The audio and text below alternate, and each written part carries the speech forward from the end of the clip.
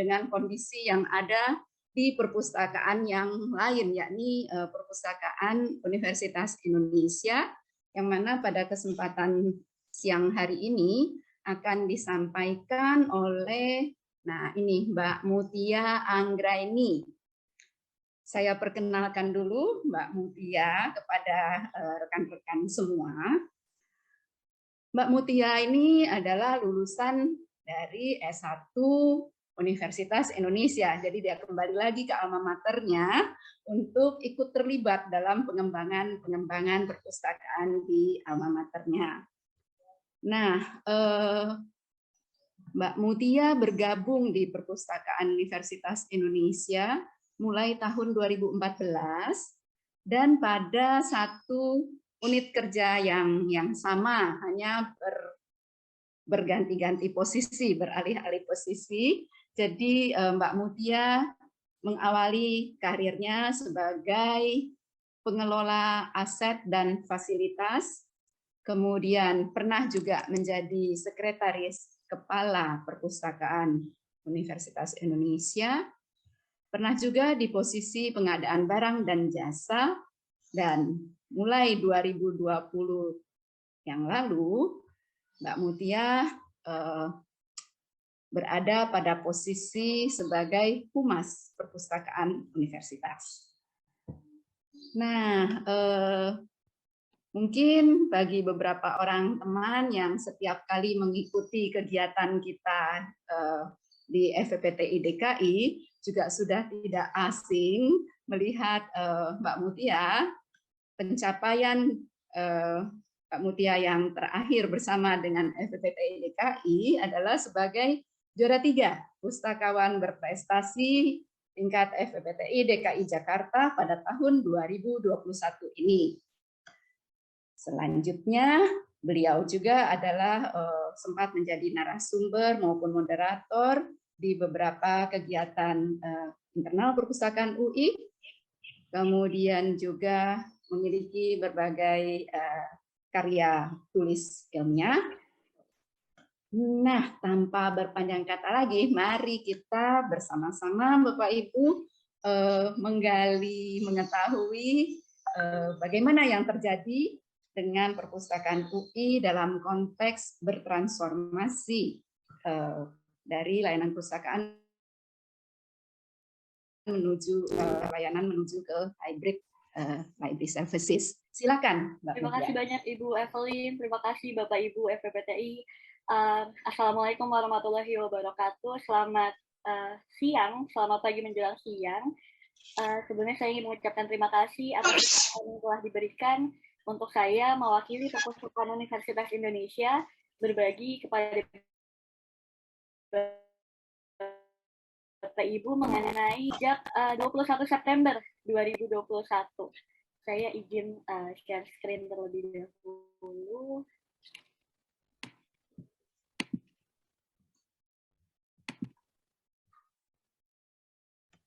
Baik, sudah terlihat ya Bapak Ibu ya? Sudah. Alhamdulillah. Seperti yang tadi sudah diperkenalkan oleh Ibu Evelyn, saya Mutia Anggraini, saya Humas Perpustakaan Universitas Indonesia. Hari ini mau berbagi dengan Bapak Ibu sekalian mengenai apa yang sudah kami terapkan di Perpustakaan Universitas Indonesia yang ketika sebelumnya, sebelum pandemi, layanannya semua kami berikan secara luring, secara langsung. Kemudian di 2020 bulan Maret berubah lain dan mulai September 2021 kami mulai membuka layanan tatap muka tapi tidak menghilangkan layanan online yang sudah kami miliki sebelumnya. Jadi ini situasi pada 23 Maret 2020. Waktu itu saya ingat sekali di bulan Maret itu kita mulai ada kasus COVID-19 yang pertama itu saya ingat ditemukannya di Depok. Jadi waktu itu di kantor lumayan heboh. Wah, gimana nih di Depok?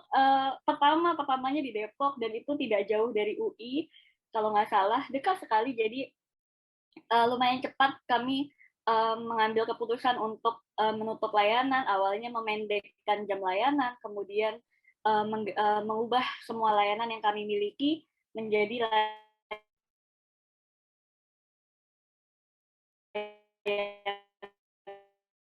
layanan online. Ini layanan-layanan yang kami ubah bentuknya menjadi layanan online, dan kontak-kontak ke perpustakaan mulai dari sosial pun juga aktif. Jadi harapannya Sivitas Akademik UI tidak kehilangan pustakawannya. Jadi mereka tetap bisa menghubungi kami dari rumah, apalagi kuliah juga jarak jauh. Teman-teman mahasiswa UI kuliah diharapkan untuk kembali ke kampung halaman, jadi tidak berada di kosan. Jadi bagaimana caranya mereka yang ada di kampung halaman, ada di Sumatera, ada di Sulawesi, tetap terpenuhi kebutuhan informasinya dari perpustakaan UI. Maka dari itu kami cukup aktif memberikan layanan penelusuran literatur dan sebagainya melalui kelas-kelas, dan kami cukup mudah dihubungi. Mereka tinggal menghubungi kami melalui telepon dan WA, akan kami provide kebutuhan informasinya. Nah, tapi tetap namanya mahasiswa, namanya Sivitas Akademik UI, pertanyaan yang paling sering saya sebagai humas terima adalah, kapan sih perpustakaannya buka lagi secara fisik? Ini sangat dirindukan ternyata ya. Padahal waktu itu ini masih Juli 2020, berarti kita baru tutup Maret, April, Mei, Juni, baru 3 bulan. Tapi si PAU ini pertanyaan ke humas, setiap hari nggak 1-2 pertanyaan yang kami terima, puluhan pertanyaan, kapan waktu itu grafik COVID-19-nya sudah mulai turun seingat saya, dan beberapa fasilitas umum itu sudah mulai buka.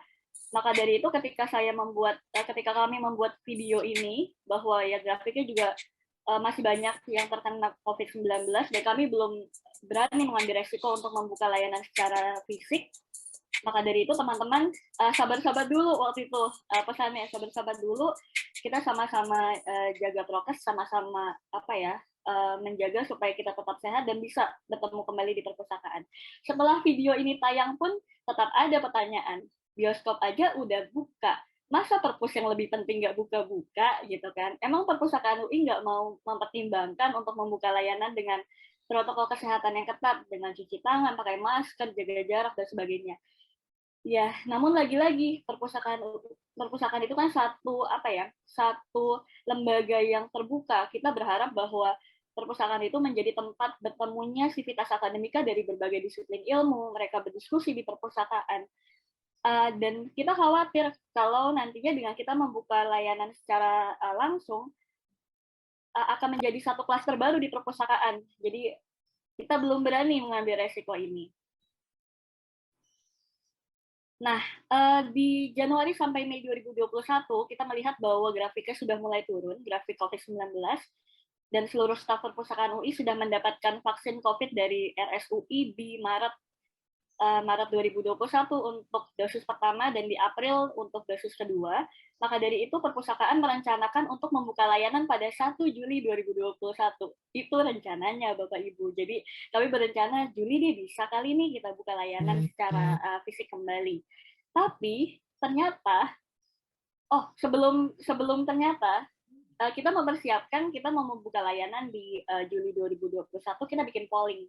Kita bikin polling di Instagram, kita bikin polling di Twitter juga, sebagai dasar kita meminta izin ke pimpinan kita, karena kita harus menghubungi Wakil Rektor Bidang 1, dasarnya apa nih, perpustakaan UI mau buka kembali secara fisik? Ya memang ada kebutuhan yang tinggi dari Sivitas Akademik UI terhadap layanan yang dibuka secara fisik. Ada buku-buku yang hanya bisa diakses secara fisik. Mereka butuh konsultasi secara langsung, mungkin kalau secara daring, TikToknya mungkin ada yang missing gitu ya, lebih enak ngobrol secara langsung gitu.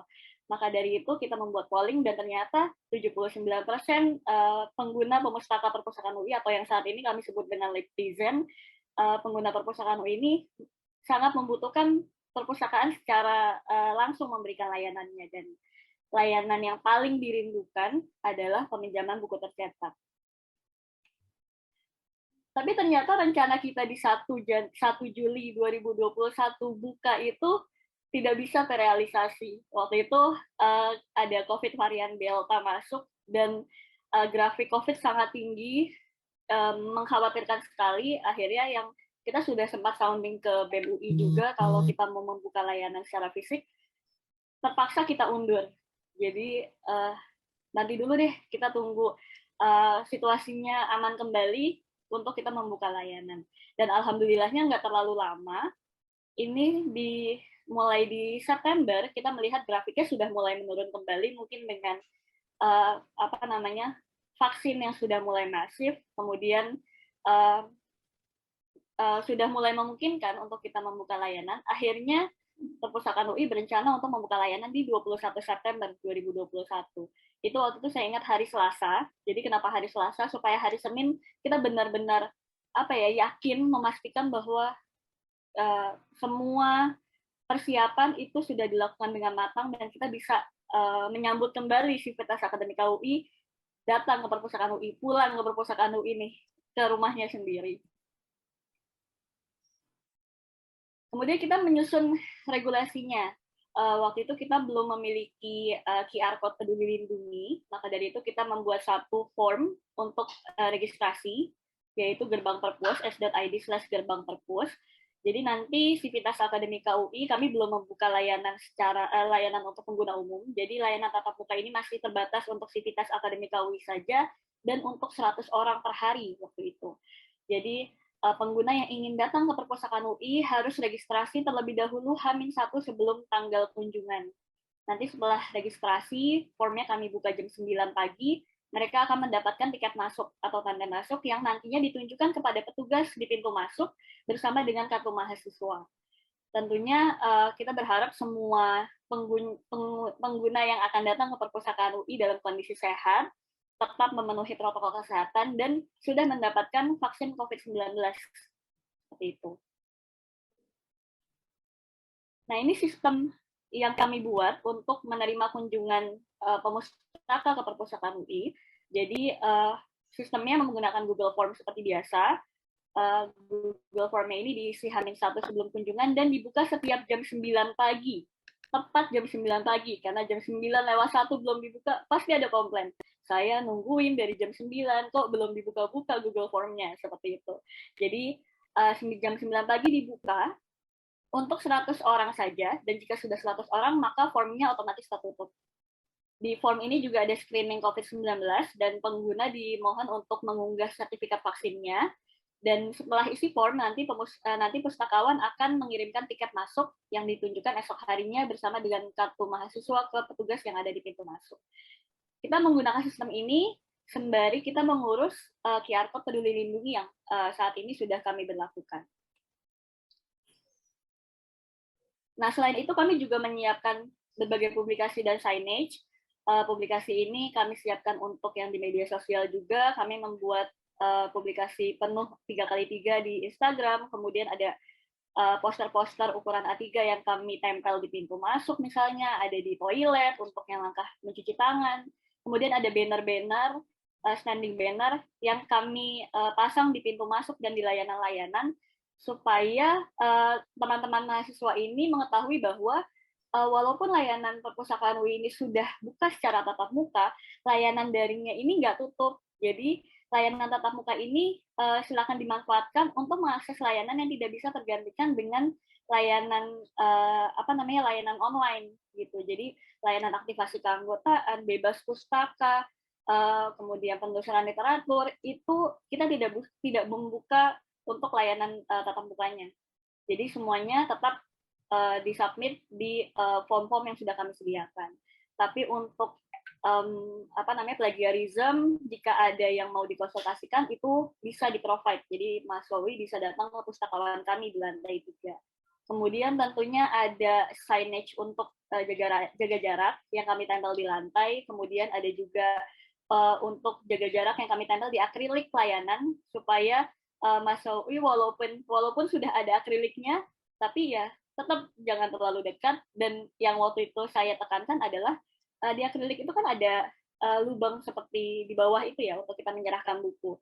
Nah, teman-teman tidak perlu untuk miring gitu untuk berbicara dengan pustakawan ke lubang yang ada untuk menyerahkan buku, karena tetap mendengar kok. Jadi tetap jaga jarak ketika berkomunikasi dengan pustakawan yang ada. Nah, ketika perpustakaan UI mau buka, kita juga membuat teaser-teaser di media sosial untuk menjaga hype mahasiswa mau datang ke perpustakaan. Kita juga mau tahu nih antusiasmenya seperti apa sih. Awalnya saya membuat video yang pertama ini untuk ngasih tahu kalau perpustakaan bentar lagi mau buka, dan antusiasmenya sangat tinggi. Wah, ini bener nih perpustakaan mau buka. Ini serius kita bisa datang ke perpustakaan dan sebagainya. Kemudian ketika memang kita sudah mulai mempublikasikan poster bahwa sudah mulai memberitahu bahwa perpustakaan mau buka, tapi memang poster pembukaannya itu belum ditayangkan, kita membuat video yang menunjukkan situasi perpustakaan saat ini. Jadi kita sudah membuat protokol-protokol yang sudah kita tempel di meja-meja, kemudian sudah ada akrilik yang ada di perpustakaan. Jadi kami siap menerima teman-teman kembali. Dan jika dilihat saat ini sedih banget, perpustakaannya sepi. Jadi dengan nantinya dibuka, kita harapkan perpustakaan akan ramai kembali dengan teman-teman datang ke perpustakaan seperti itu. Dan ini sangat pecah waktu itu beberapa hari menanggapi komentar dari teman-teman mahasiswa UI yang memberikan reaksinya di media sosial.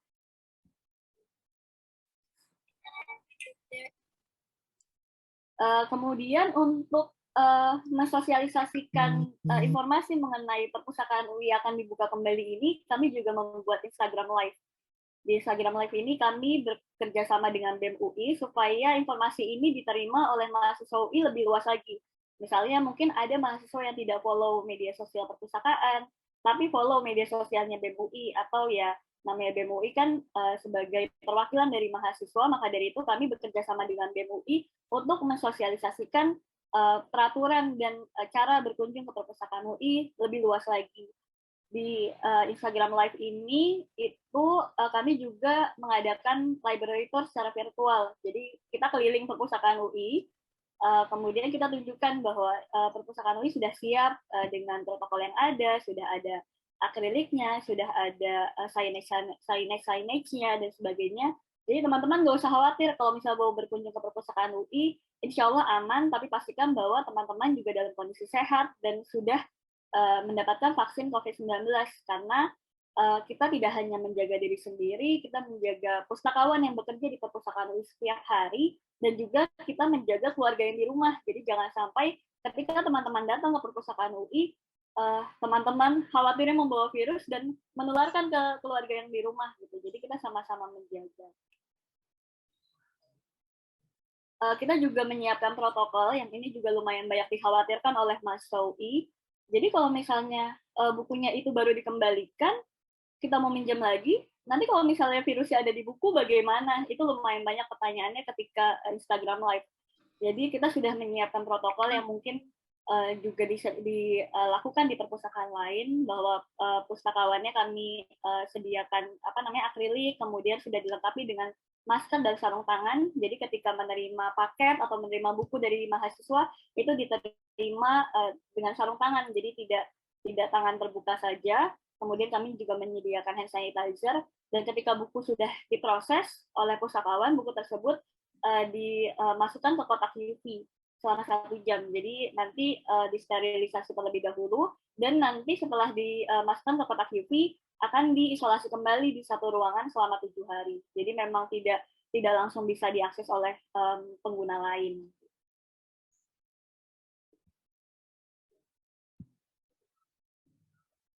Nah, sebelum perpustakaan kembali dibuka, kami melakukan pemeriksaan kembali terhadap fasilitas yang ada.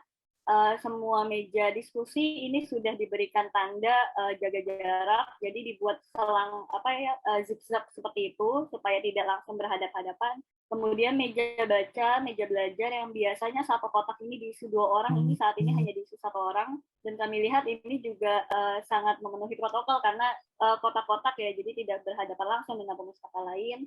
Kemudian di toilet memastikan bahwa tanda mencuci tangan dengan benar, dan sabun-sabun juga terisi dengan penuh, jadi mahasiswa bisa sering-sering mencuci tangan di toilet. Kemudian banner-banner juga terpasang, dan yang tidak lupa ini akrilik. Akrilik ini dipasang di meja sirkulasi yang panjang maupun di meja-meja pustakawan yang memberikan pendampingan atau konsultasi dengan pemustaka. Kemudian di tempat-tempat yang sekiranya ada antrian seperti di sirkulasi, kemudian di pintu masuk, ini kami memberikan sign jaga jarak, dan di lift juga ada sign-nya. Nah, kita sampai di H-1 sebelum perpustakaan UI buka kembali. Kita punya hashtag waktu itu perpustakaan UI buka lagi. Nah, di H-1 ini Humas kembali lagi membuka Q&A session di media sosial. Jadi karena rasa-rasanya kok udah kami sosialisasikan dengan rinci, tapi kok pertanyaannya ada lagi ya gitu. Jadi akhirnya kita membuka Q&A dan memang sih pertanyaannya rata-rata seperti ruang komputer dibuka atau enggak, kalau mau minjem buku gimana, kalau mau mengembalikan buku yang sudah dipinjam dari sebelum pandemi itu seperti apa pengembaliannya. Itu kami kupas di sesi Q&A ini, dan kami ada countdown form perpustakaan UI dibuka. Jadi itu jam 9 pagi di hari Senin itu kami buka formnya, dan terjadilah perpuswar. Jadi kalau di UI itu ada namanya siakwar untuk pengisian IRS mahasiswa, karena harus buru-buru kalau mau memilih kelas. Nah, di H-1 di tanggal 20 September ini terjadilah perpuswar, karena di jam 9 pagi mahasiswa berlomba-lomba membuka form gerbang perpus, dan dalam 3 menit kuota 100 pengunjung ini sudah penuh dan formnya ditutup. Ini kita banyak mendapatkan keluhan juga, bukan keluhan sih, seperti ya saya nggak dapat kuota buat besok, padahal saya nggak sabar nih mau ke perpustakaan besok, kayak gitu-gitu. Tapi ya tetap kita hanya menerima kunjungan yang sudah registrasi terlebih dahulu. Dan akhirnya the day is coming di tanggal 21 September 2021, ini dokumentasi kami di hari pertama. Ini adalah mahasiswa pertama yang datang ke perpustakaan UI tepat di jam 9 pagi, dan sudah ada aktivitas-aktivitas perpustakaan kembali nih. Jadi yang kita rindukan banget ya, perpustakaan sebelumnya sepi, isinya pustakawan yang bekerja dengan shift ya, jadi masih 30%, masih 50%, jadi ketemunya ya pustakawan lagi. Nah, hari itu 21 September akhirnya ada pemustaka yang datang ke perpustakaan yang memanfaatkan layanan peminjaman. Ini adalah layanan peminjaman, ada yang membaca buku langsung di ruang koleksi, ada yang sudah langsung memanfaatkan ruang diskusi dan juga ruang belajar mandiri.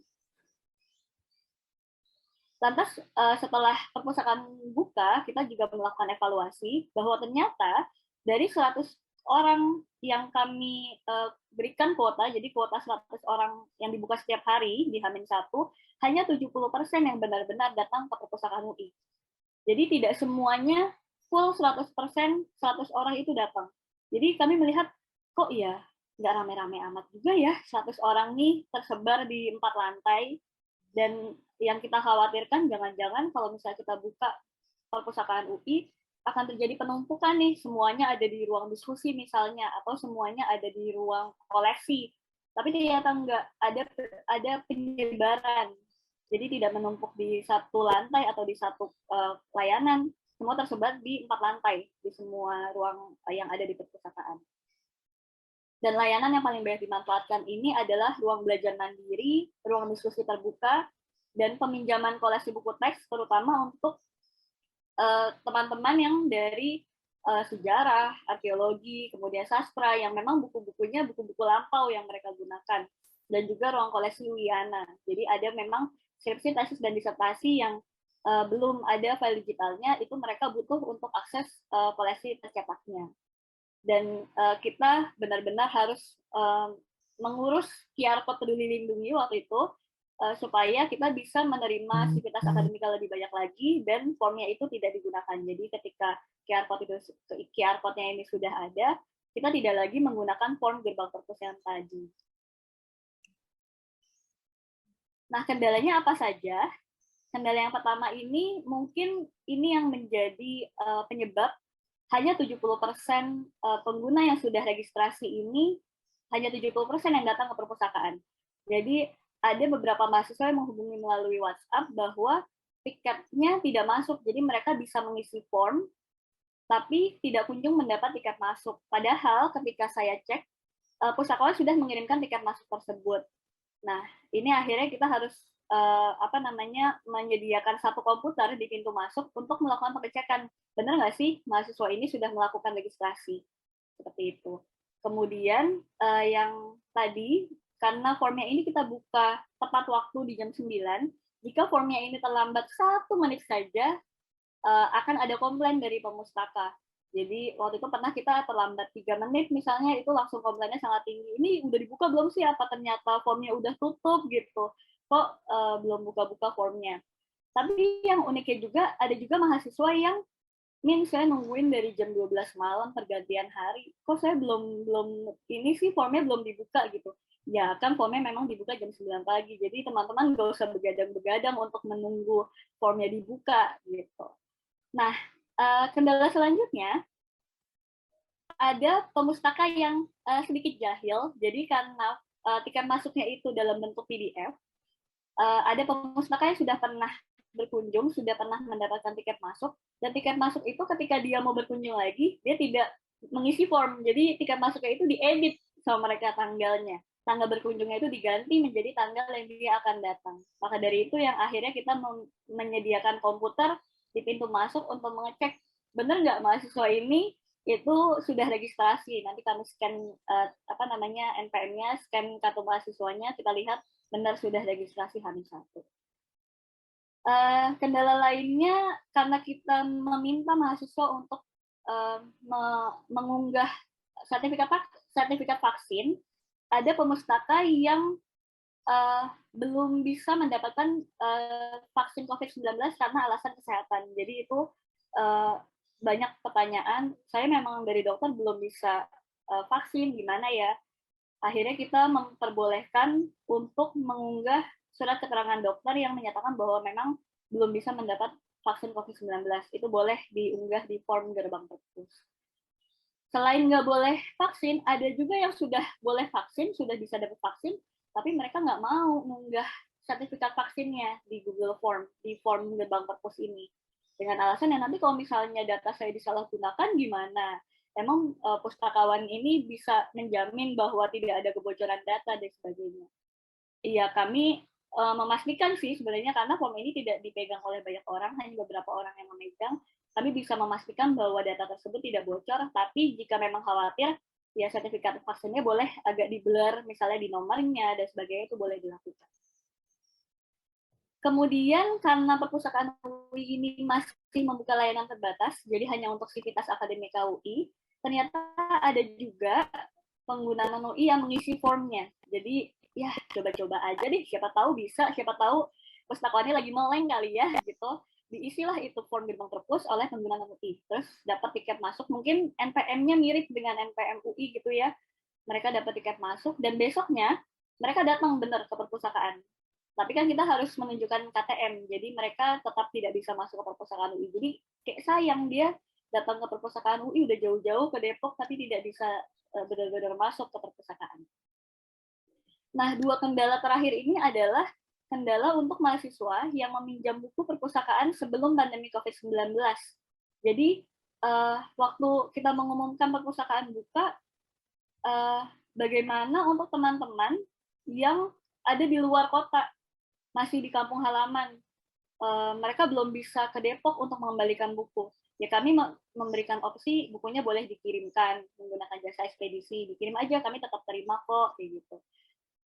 Terus kalau misalnya bukunya ada di kosan gimana? Kita belum bisa nih pulang ke Depok, belum bisa kembali ke Depok, atau mereka mau mengembalikan buku, tapi mereka nggak punya, belum dapat kuota untuk berkunjung ke perpustakaan. Jadi dia kalah war nih, kalah perpus war waktu itu. Jadi untuk teman-teman yang ada di Jabodetabek, kemudian mau mengembalikan buku tapi tidak dapat kuota, mereka bisa menitipkan buku tersebut di petugas yang ada di pintu masuk. Itu boleh dititipkan aja, nanti akan diserahkan ke petugas sirkulasi. Itu bisa dilakukan. Tapi untuk teman-teman yang misalnya udah di luar kota, bukunya di kosan, nggak bisa dikirim, nggak bisa datang, akhirnya Perpustakaan UI memberikan kelonggaran untuk tetap menghentikan sanksi keterlambatan sampai 31 Desember 2021.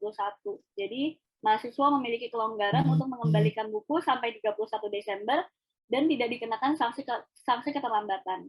Itu untuk buku-buku yang dipinjam ketika sebelum pandemi. Jadi tanggal kembalinya itu ketika Perpustakaan UI tutup secara fisik. Tapi untuk buku-buku yang sudah dipinjam ketika perpus buka kembali mulai 21 September dan jika terlambat itu tetap diberlakukan sanksi keterlambatan yang sudah ada. Jadi ini hanya berlaku untuk teman-teman yang pinjam sebelumnya. Dan ini situasi terkini di Perpustakaan UI. Saat ini kami sudah menerima 150 sivitas akademika UI, tetap masih terbatas untuk sivitas akademika UI dan belum bisa untuk pengguna umum. Jadi 150 sivitas akademika UI ini bisa masuk ke Perpustakaan UI secara bergantian. Kalau sebelumnya hanya 100 orang per hari, nggak bisa bergantian. Kalau udah ada yang keluar, nanti boleh digantikan oleh orang lain. Ini sudah bisa saat ini. Kalau sebelumnya tidak bisa. Dan peraturan ini untuk bergantian ini terakomodir dengan adanya QR Code Peduli Lindungi ini. Jadi kalau misalnya sudah ada yang keluar, mereka sudah check out, mereka bisa yang sudah mengantri bisa masuk dengan scan QR Code Peduli Lindungi itu. Maaf Mbak Mutia, kita tinggal 5 menit lagi. Sudah selesai Ibu. Terima kasih. Luar biasa. Sudah kami lakukan di Perpustakaan UI. Semoga bisa membantu atau bisa menjadi masukan untuk Bapak Ibu diterapkan di perpustakaan perguruan tingginya masing-masing. Sekian, terima kasih. Wassalamualaikum warahmatullahi wabarakatuh. Baik, terima kasih Mbak Mutia sudah menyelesaikan kurang sedikit dari waktu yang ada. Terima kasih sekali. Kita beri aplaus dulu untuk Mbak Mutia.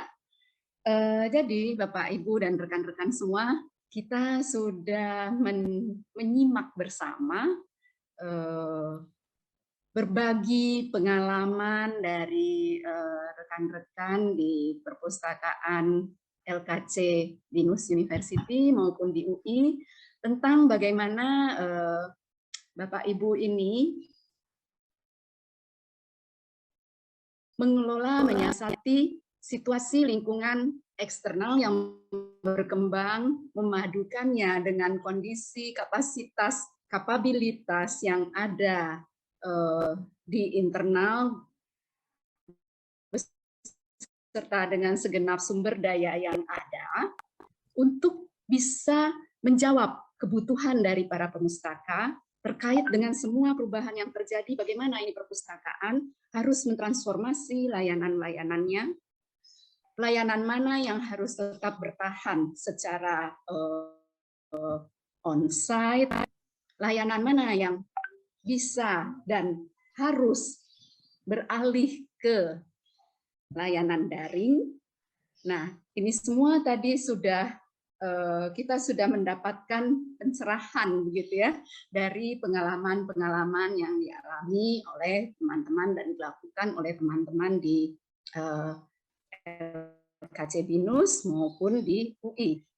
Nah, sekarang kesempatan bagi Bapak Ibu kita semua 30 menit ke depan untuk mungkin menggali, bertanya lebih lanjut, sehingga kita ada muncul ide-ide juga, ada mampu untuk menginspirasi kita masing-masing. Ini gimana ya kalau di perpustakaan saya mau menerapkan serupa itu, saya harus mulai dari mana, mengapa kok harus seperti itu, gitu kan? Mengapa kok juga di perpustakaan Binus menerapkannya demikian, UI begitu. Pasti ada sesuatu yang melatar belakangi secara lebih unik. Sehingga lahirlah kemudian layanan-layanan yang ditransformasi tersebut. Mari silakan Bapak Ibu bisa sesi tanya jawab ini kita buka untuk 3 penanya pertama dulu. Silakan. Di kolom chat saya akan cek kalau sudah ada.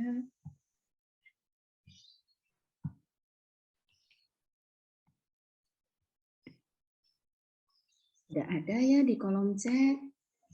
Dari ada pertanyaan dari Pak Nastain. Unisma. Saya lihat di atas mungkin juga sudah ada, oh maaf, di atas sudah. Ya, dari Pak Nastain dari Unisma. Bagaimana caranya perpustakaan kita bergabung dengan mitra? Seperti misalnya tadi ada sempat dikemukakan Gojek, Grab, sebagai layanan prima kita. Contohnya peminjaman dengan menggunakan jasa Gojek Grab tersebut. Mari, silakan. Tadi sempat disinggung oleh, silakan. Saya pikir ini kedua-duanya ya, Bu Mel bisa menyampaikan tanggapannya juga nanti Mbak Mutia. Silakan kepada Bu Mei dulu. Terkait dengan kerjasama untuk delivery-nya ya Bu Eva ya? Ya betul, betul mitra delivery. Ini sebenarnya udah pernah kita coba cek juga ke tim dari misalnya JNI, JNT. Nah, cuma mungkin yang perlu saya informasikan di awal adalah ongkos kirim itu dibebankan kepada pemustaka. Jadi tidak dibudgetkan khusus dari universitas itu enggak. Jadi memang kita bebankan kepada pemustakanya. Jadi mereka yang memang memilih ya, kalau ada promo silakan dipilih, atau kalau dekat mereka bisa pakai instant courier, kalau jauh mereka bisa consider untuk delivery services, seperti itu. Jadi kalau kita bekerja sama dengan pihak Grab, Gojek, JNI atau JNI, itu mereka mengharuskan ada minimum kuota. Dan memang jadinya pembayarannya itu dibebankan ke universitas, bukan ke pemustaka. Jadi by the end, untuk kerjasama dengan mitra delivery belum dilakukan, Bu Eva. Nah, BINUS sendiri sudah melakukan, tapi lebih ke divisi yang lain. Contohnya kayak kita ada paket wisuda ya, toga, dan lain-lain. Nah, itu memang ongkos kirimnya ditanggung oleh universitas. Nah, kita kerjasama dengan JNT ya, kalau nggak salah, atau si Cepat.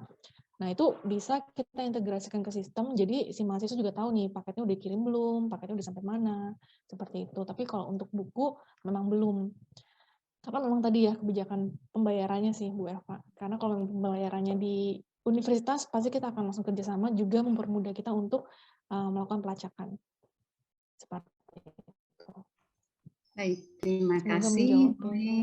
Ya, mungkin dari Mbak Mutia ada penambahan? Kalau dari UI sendiri juga sama, kami tidak memiliki kerjasama dengan kurir,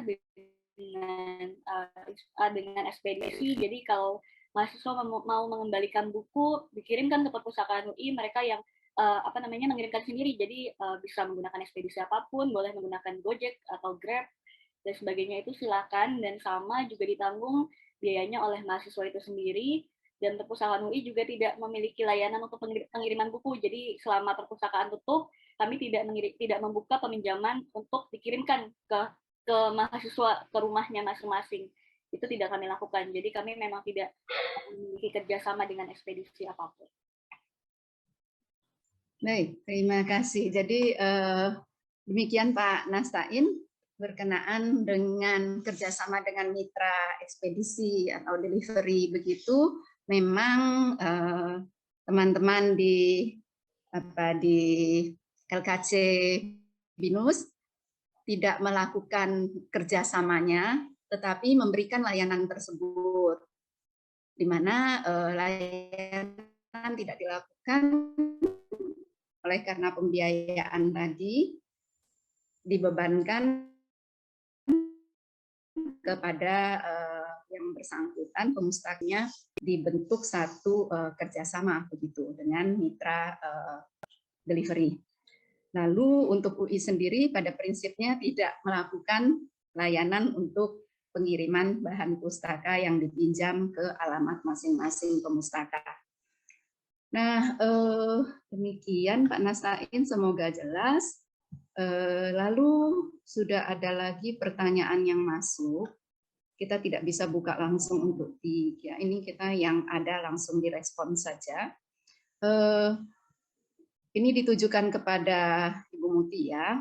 Bagaimana dengan buku yang diisolasi sementara buku tersebut dibutuhkan oleh pengguna yang lain? Silakan. Baik. Jadi untuk buku yang diisolasi ini kan memang di sistemnya sudah tersedia karena sudah dikembalikan. Tapi dari pustakawan ini bisa mengecek bahwa buku tersebut baru dikembalikan dan sedang dalam masa isolasi di satu ruangan terpisah. Untuk mahasiswa yang membutuhkan buku tersebut, pertama pasti kami informasikan bahwa buku tersebut baru dikembalikan dan sedang dalam isolasi. Kami mencoba untuk mencari buku dalam bentuk digital yang bisa dikirimkan dengan subjek yang sama misalnya. Jadi kami berusaha untuk tetap memenuhi, tapi tidak dengan memberikan buku yang sedang diisolasi ini, karena khawatirnya dengan buku tersebut diberikan atau apa deh misalnya bukunya dikeluarkan dari isolasi, ada resiko yang lebih tinggi gitu kalau misalnya kita memberikan buku tersebut untuk diakses. Maka dari itu kami coba cari misalnya mungkin ada e-book yang kita miliki yang dengan subjek yang mirip dan sebagainya bisa diberikan kepada pemustaka tersebut, itu yang kami berikan. Ya, demikian.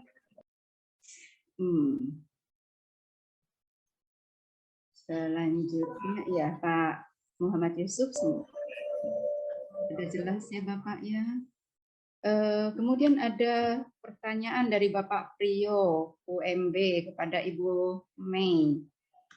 Pertanyaannya, faktor apa yang paling urgent saat ini untuk menuju transformasi perpustakaan ya dalam kisaran 5-10 tahun ke depan gitu Ibu? Apakah SDM-nya atau IT atau financial policy-nya atau lain-lainnya? Mari silakan Bu Mei. Ya, terima kasih Pak Prio untuk pertanyaannya. Mungkin saya jawab dari point of view BINUS ya. Buat kami saat ini yang paling important yang memang kita lagi develop adalah IT dan SDM-nya. Jadi memang kita melakukan banyak solusi untuk masalah pandemik saat ini, gimana kita harus bisa beradaptasi dan lain-lain, tapi pasti dirasakan banyak sekali masalah. Misalnya tadi Bu Mutia juga udah mengungkapkan ya, ketika kita udah buka onsite pendaftaran, handle pendaftarannya sendiri susah, banyak yang miss dan lain-lain. Nah, itu pasti harus disupport sama IT-nya sendiri. Nah, mungkin terlepas dari hybrid dan lain-lain, yang saya hadapi secara langsung kesulitannya adalah terkait dengan koleksi. Idealnya kita mau ke arah electronic collection, tapi saat ini kalau di sistem kita sendiri nggak mensupport untuk electronic collection tadi, kita tidak bisa.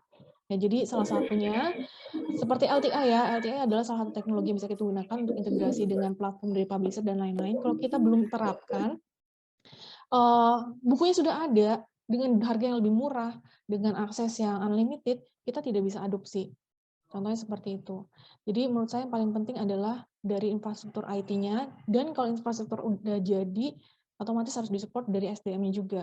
Karena kalau SDM-nya sendiri komputer literasinya kurang ya, penggunaannya, awareness-nya juga kurang, pasti tidak akan nyambung, tidak bisa dimanfaatkan dengan baik. Atau bahkan cita-cita saya adalah untuk librarian di BINUS terutama, itu harus memiliki komputer literasi yang bagus. Karena dalam artian, kita punya programmer, kita punya tim IT, tapi mereka tidak tahu proses bisnis mana yang bisa istilahnya di-develop menjadi aplikasi. Teknologi-teknologi saat ini mana yang bisa dimanfaatkan. Itu kembali ke kita sebagai librarian. Kita yang harus bisa memappingkan, kita punya masalah ini, kita punya teknologi ini kita bisa solve. Karena kita nggak bisa minta dari orang IT, dari tim IT untuk mikirin hal tersebut. Jadi IT dan SDM ini sih yang saat ini saya rasa sangat urgent ya untuk memfasilitasi permasalahan yang dihadapi oleh semua terkait dengan pandemik saat ini. Karena teknologi inilah ya yang sangat menjawab kebutuhan kita untuk online. Ya kebayangnya kalau kita nggak ada Zoom, nggak ada MS Team, nggak ada WhatsApp, Line, tiba-tiba pandemik, pasti banyak sekali proses bisnis yang akhirnya nggak bisa jalan. Itu sih dari saya. Thank you, Pak Prio. Ya, kita demikian, Pak Prio. Kita lanjut ke penanya selanjutnya. Ini ada dari Pak Nista, ditujukan kepada Bu Mei maupun Mbak Mutia. Jadi usaha apa yang dilakukan oleh Perpustakaan BINUS dan UI dalam mengubah habit dari pemustaka terkait dengan layanan perpustakaan secara online atau hybrid ini? Silakan, siapa akan mengawali? Mbak Mutia lebih dulu, silakan Mbak Mutia. Kalau mengubah habit, saya rasa masyarakat sudah sudah terbiasa dengan layanan online ketika pandemi COVID-19 itu secara tidak sadar ya, sudah kita sama-sama beradaptasi, sama-sama terbiasa dengan segalanya dilakukan secara online, layanan apapun itu dilakukan secara online. Ketika perpustakaan UI buka secara fisik, yang kami khawatirkan adalah mahasiswa ini kebablasan, lupa bahwa saat ini situasinya adalah masih pandemi COVID-19. Jadi karena dirasa ya sudah datang ke perpustakaan UI, suasananya sama nih seperti sebelum COVID, kami khawatir mereka melepas masker misalnya, atau tidak menjaga jarak dengan temannya. Jadi yang kami lakukan di perpustakaan adalah membuat satu audio announcement yang mengingatkan, selain memang ada tim keamanan dan juga ada staf yang berkeliling untuk melihat atau mengingatkan mahasiswa UI yang melepas masker dan sebagainya, kami juga membuat audio announcement yang kami putar di jam-jam tertentu. Jadi di jam 10 pagi, di jam 12, dan jam 3 kurang 15, itu kami putar untuk mengingatkan mahasiswa bahwa jangan lepas dari protokol yang diterapkan.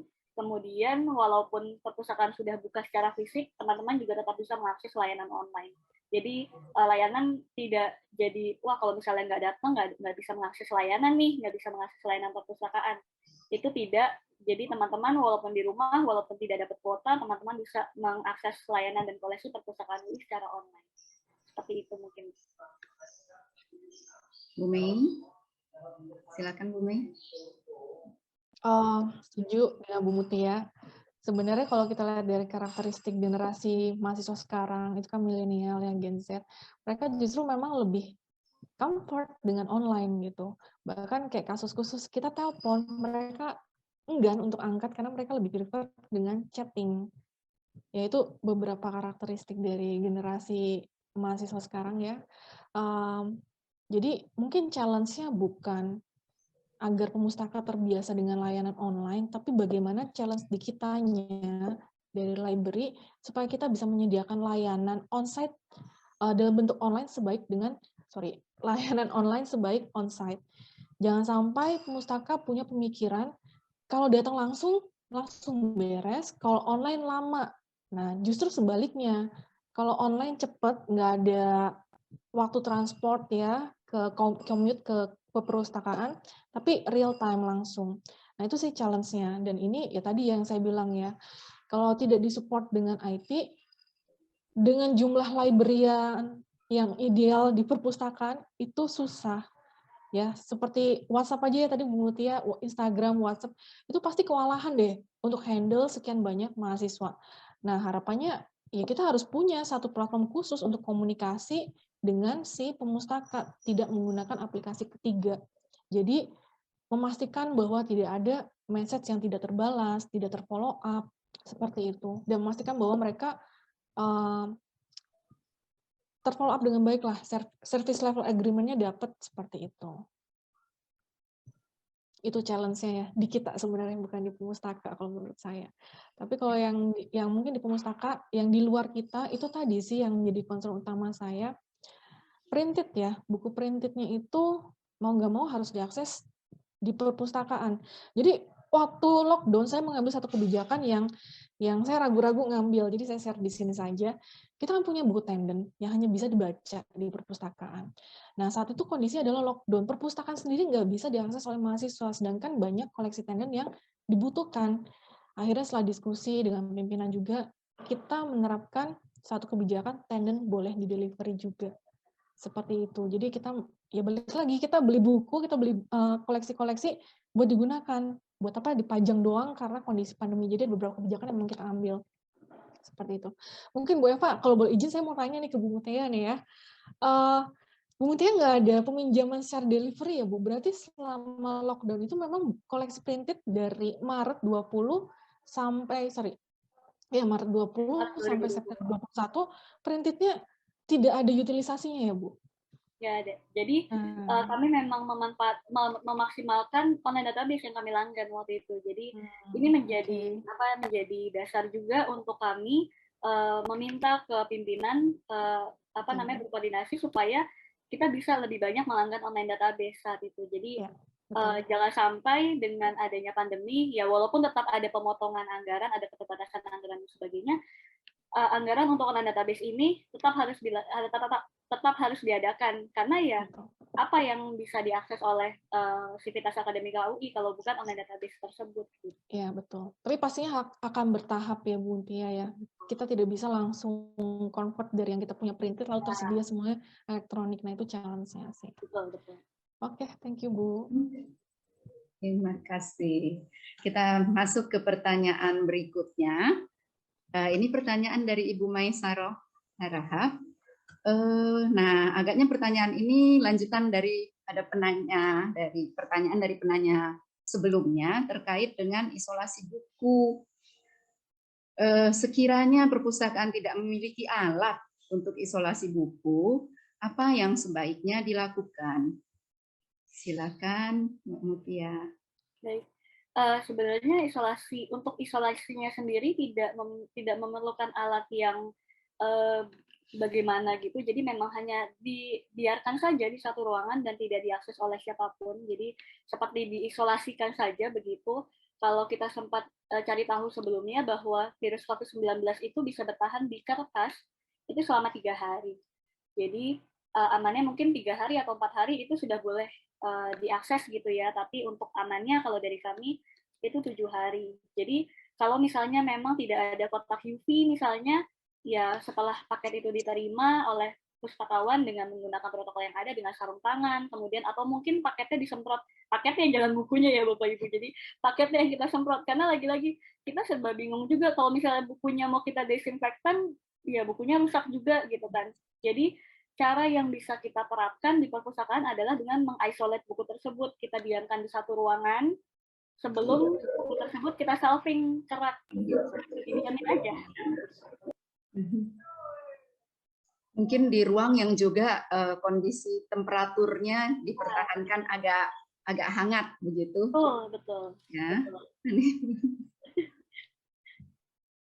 Baik, pertanyaan berikutnya. Mari Bapak Ibu, rekan-rekan semua, apabila masih ada pertanyaan. Saya melihat yang ada di chat sudah tidak ada, tapi mungkin masih ada yang ditanyakan. Kita tunggu beberapa waktu. Jadi sambil menunggu, mungkin apabila masih ada pertanyaan-pertanyaan yang sedang ditata bagaimana untuk menyampaikannya, saya ingin sedikit mengemas ya dari apa sharing yang sudah disampaikan oleh Ibu Mei serta Mbak Mutia.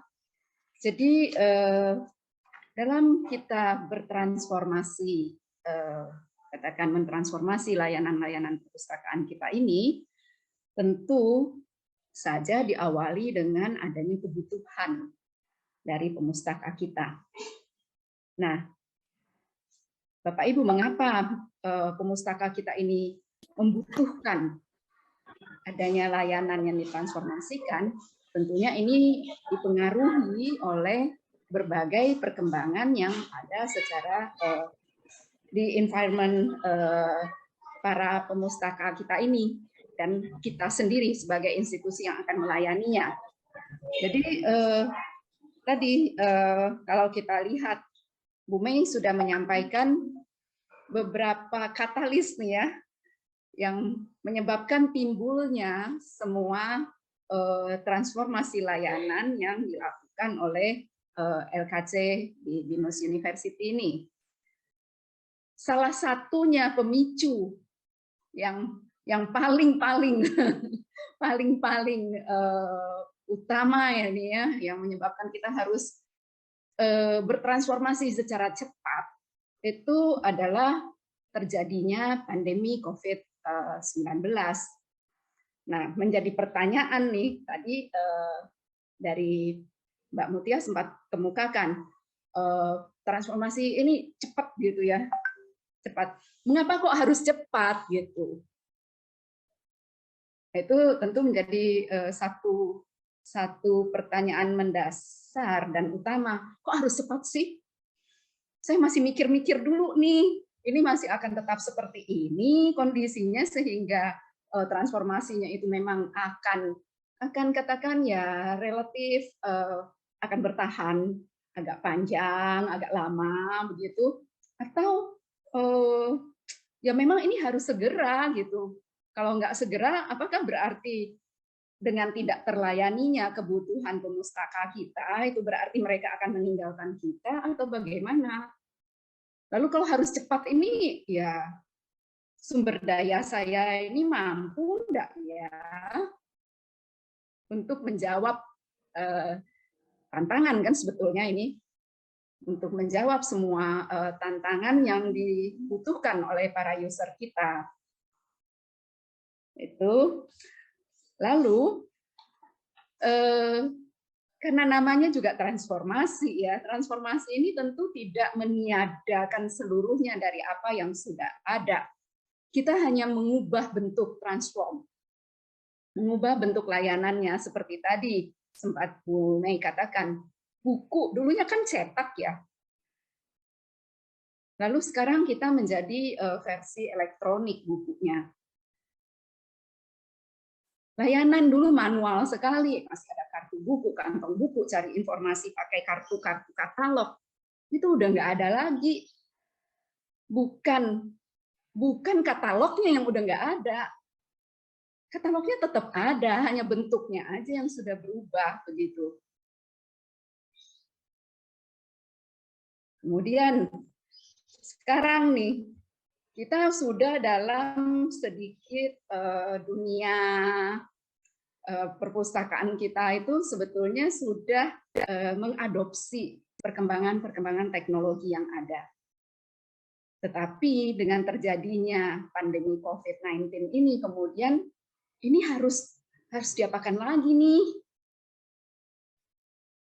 Sementara masih ada juga terjadi tuntutan kebutuhan bukan ruang-ruang virtual untuk melayani kebutuhan berdiskusi mahasiswa, untuk kebutuhan melayani mereka saling berkolaborasi. Jadi coworker space-nya apakah bisa cukup hanya sebatas di ruang virtual, atau kita masih tetap nih user kita membutuhkan ruang-ruang secara fisik yang bisa mereka isi, di mana mereka masih bisa saling bertemu langsung. Ini tadi di perpustakaan UI ada kebutuhan yang masih sangat tinggi ternyata untuk saya tuh rindu baca kertas, baca buku dalam format kertas. Karena ada bidang-bidang ilmu tertentu juga yang pada kenyataannya belum tergantikan media penyajiannya itu ke dalam format digital. Saya rindu untuk ketemu langsung dengan kolega saya, dengan rekan-rekan dalam rumpun keilmuan saya, untuk bisa ngobrol bareng.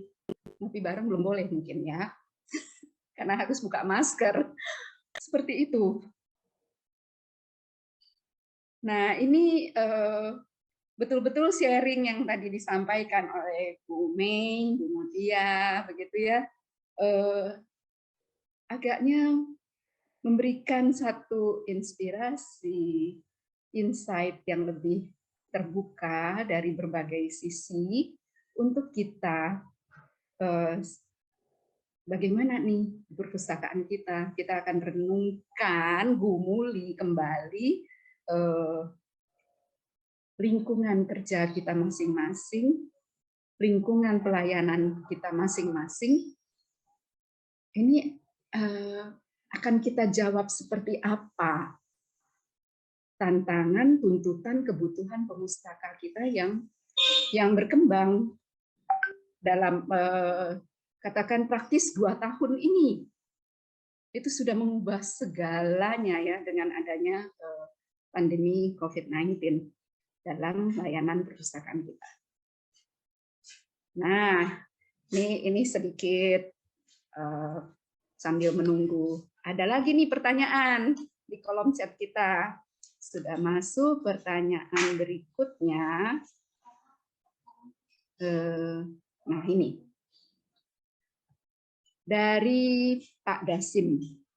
Kapan ya kira-kira nih UI dan BINUS akan membuka kembali perpustakaan seperti biasa? Maksudnya seperti biasa, sudah full onsite, sudah ada rencananya kah di tahun depan?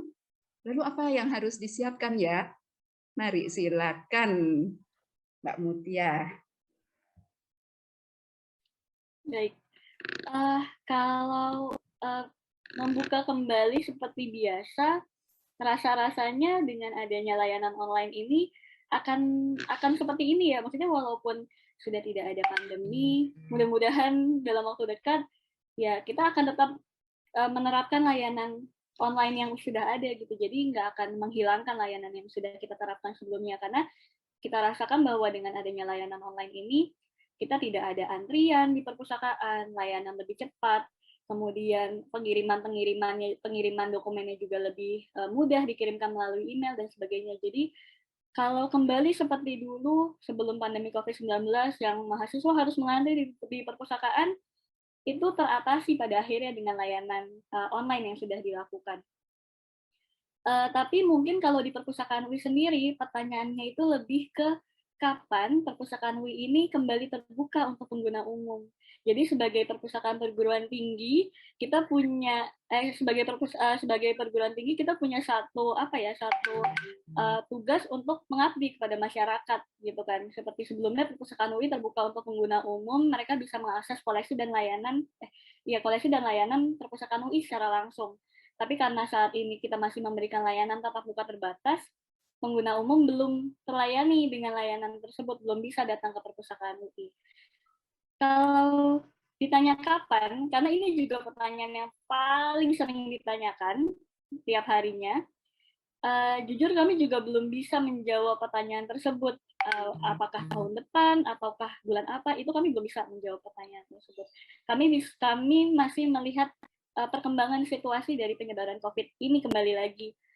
Belum beranilah kalau misalnya untuk masuk UI, mungkin karena memang menjadi pengguna utama yang harus kami layani, stakeholder kami yang utama, maka dari itu mereka yang memang harus kami utamakan untuk dilayani. Tapi untuk pengguna umum, dengan situasi yang belum memungkinkan saat ini, kami juga belum mengambil resiko untuk membuka perpustakaan UI untuk pengguna umum. Itu kalau dari perpustakaan. Ya, mari dilanjutkan oleh Bu Mei. Silakan. Ya, terima kasih Bu Eva. Dasim ya. Rasa-rasanya sih Pak, dunia nggak akan kembali ke situasi sebelum COVID Pak. Karena ketika kita menjalankan sesuatu dan ternyata hasilnya lebih baik, pasti kita akan terapkan kembali. Jadi memang ada beberapa nih ya in terms of library services yang memang jauh lebih efektif ketika dijalankan online, ya kita akan tetap jalankan online.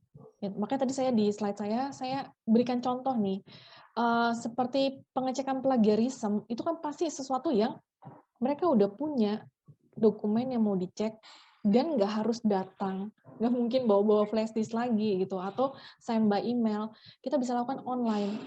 Justru onsite malah akan menyusahkan. Oke.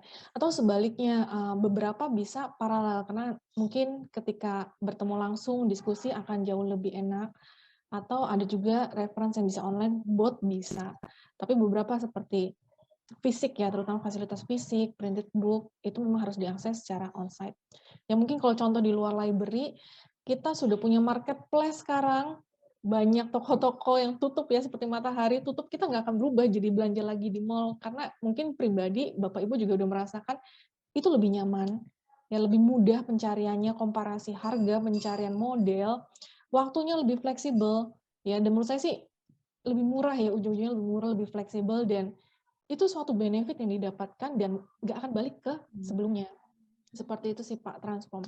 Nah, lalu mungkin yang dimaksud lebih ke open lebih ya, open lebih buka dibandingkan sekarang yang benar-benar terbatas dari jumlahnya. Nah ini memang sih benar-benar harus tergantung dari situasi pandemik, dari regulasi pemerintah, bukan dari kita yang menentukan.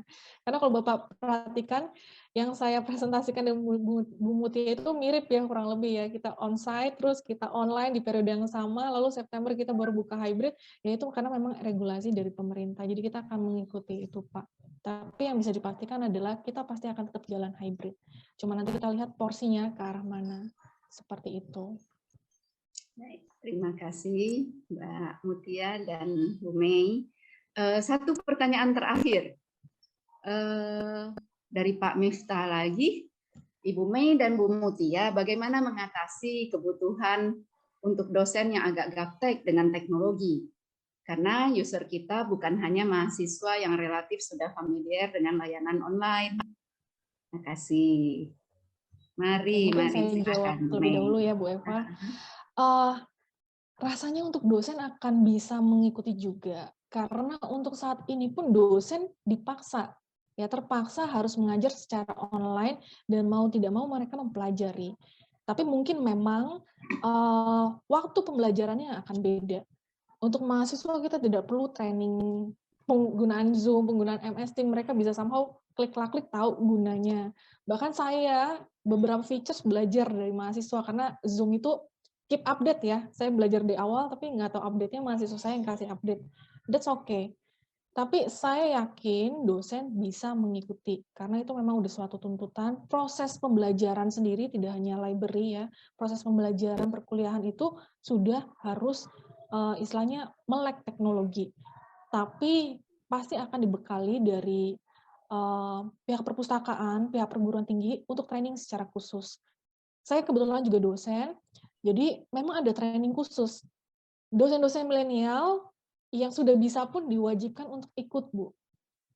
Jadi kita istilahnya semacam checklist. Bapak Ibu boleh mengajar jika sudah mengikuti training ini, karena kita tidak mau istilahnya menerjunkan dosen tanpa mereka tahu, karena mereka akan mengalami kesulitan. Seperti itu. Jadi tinggal bagaimana kita mensosialisasikan, mentraining supaya mereka bisa menggunakan. Karena lebih menggunakan teknologi, bukan develop teknologi, itu possible untuk semuanya saat ini. Itu kalau dari saya. Iya, bagaimana Bu Mutia, bisa dilanjutkan? Iya, sepakat dengan Ibu Mei bahwa memang kita semua sama-sama berada di fase yang sama, harus bisa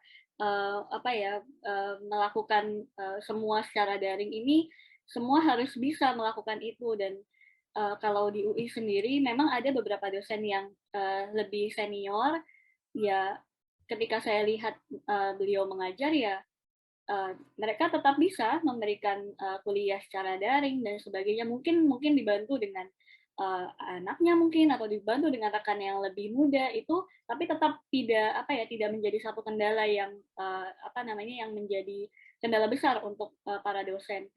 Mungkin kalau dari UI, dosen menghubungi itu lebih ke membutuhkan mereka membutuhkan literatur secara secara rinci gitu, secara langsung. Jadi mereka lebih senang untuk menghubungi pustakawan secara langsung. Mereka memegang satu pustakawan gitu yang biasa mereka hubungi untuk memenuhi kebutuhan informasi mereka gitu. Jadi berbeda dengan mahasiswa yang biasanya bisa mencari secara langsung sendiri gitu kan, ketemu gitu. Kalau dosen mungkin dengan kesibukan yang ada, bukan dengan keterbatasan mereka ya, tapi dengan kesibukan mereka memiliki waktu yang sedikit untuk menelusur informasi yang update untuk materi mengajar mereka gitu. Jadi mereka menghubungi kami lebih banyak ke arah sana. Pun kami juga memberikan pelatihan sama seperti di BINUS, pelatihan untuk dosen yang terpisah dengan mahasiswa, karena biasanya kalau mahasiswa diajarin cepat, tak selesai gitu ya. Tapi kalau dosen mungkin lebih lebih advance juga mungkin, kemudian lebih pelan-pelan dan sebagainya, waktunya lebih panjang, itu kami pisah memang sesi untuk pelatihan ke dosen itu, seperti itu. Baik, terima kasih Bu Mei serta Mbak Mutia dan rekan-rekan semua yang sudah berpartisipasi di dalam sesi tanya jawab ini. Bisa jadi belum semua pertanyaan tersampaikan ataupun terjawabkan karena kita tidak bisa saling berdiskusi nih, bedanya dengan kita ya ini webinar ya. Jadi pada akhirnya waktu yang harus menyudahi kita bertanya jawab di dalam kesempatan kali ini. Tapi sebelumnya ini saya lihat di kolom chat, ada komentar dari salah seorang rekan kita, Pak Stephen Sinaga. Jadi kata beliau begini, pada akhirnya perpustakaan harus mampu mengadaptasi dengan perkembangan situasi kondisi yang tidak menentu. Ya, hari ini kita PPKM, besok lusa dicabut, lalu PPKM lagi, sudah WFH, lalu WFO lagi. Ya, itu semua mempengaruhi tentunya situasi bagaimana layanan kita ini harus tetap eksis, mampu menanggapi, tetap menjawab kebutuhan pemustaka kita. Sehingga memang, nah ini harus ada perubahan kebiasaan agar peran perpustakaan dapat berjalan dengan baik. Ya, perubahan beberapa, dalam sisi yang lain masih tetap bagaimana hal-hal layanan yang sudah ada selama ini, mana yang masih tetap tidak bisa tergantikan untuk dilayani secara langsung fisik, dan mana yang memang harus tergantikan dilayani secara daring. Semua harus berlangsung secara hybrid. Itu sebabnya mengapa kok hybrid, bukan terus langsung tinggalkan konvensional beralih ke yang fully digital. Itu saja dari saya. Mohon maaf kepada panitia, saya melampaui waktu 3 menit. Saya serahkan kembali kepada MC sebelumnya. Kita aplaus kembali berikan kepada Mbak Mutia dan Bu Mei. Terima kasih Mbak Mutia, Bu Mei atas sharingnya yang luar biasa. Terima kasih. Kembali kepada Bu Yus, silakan Bu Yus.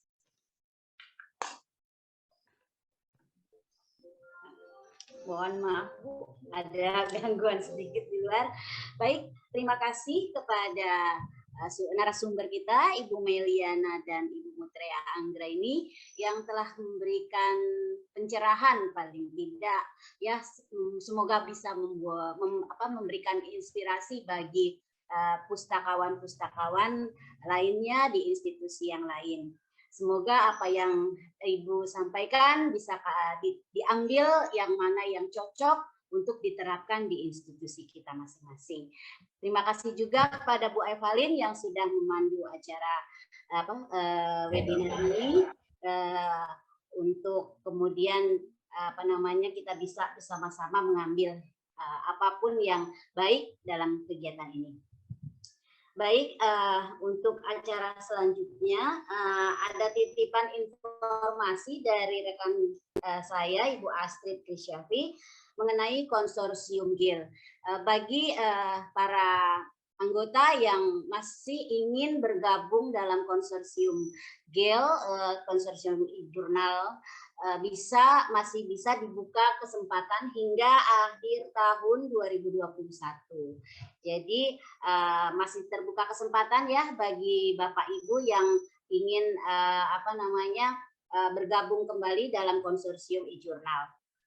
Kemudian juga informasi kembali kepada para anggota LPPTI DKI bisa memperpanjang kembali keanggotaannya karena kita sudah berada di penghujung tahun 2021.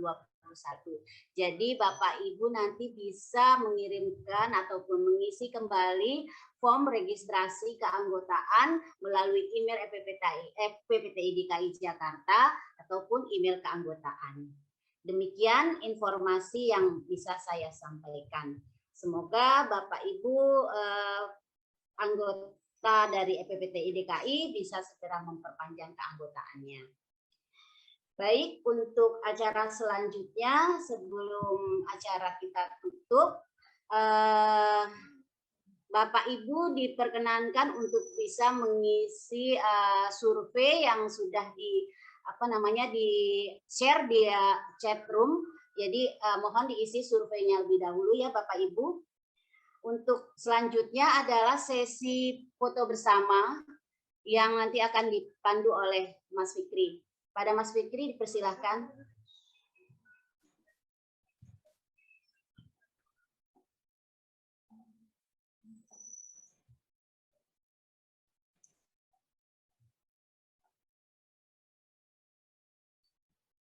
Yus, Ya.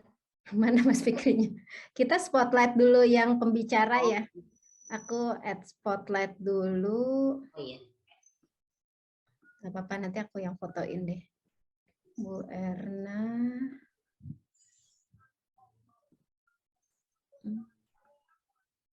Bu Mei ya. Sebentar, Bu Mei di mana?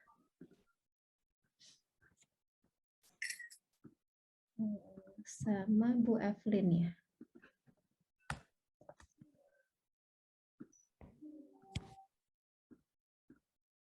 Oke, kita foto dulu ya. Satu, dua, aku matiin. Ya. 1, 2, 3. Sekali lagi. Ininya belum hilang nih, dari pojokan. Oke, 1, 2, 3. Iya, thank you. Mungkin sekarang bisa seluruh peserta ya. Mas BJ bisa bantu.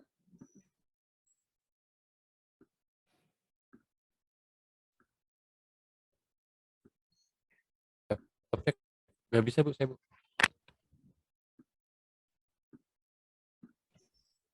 Oke, silakan BJ.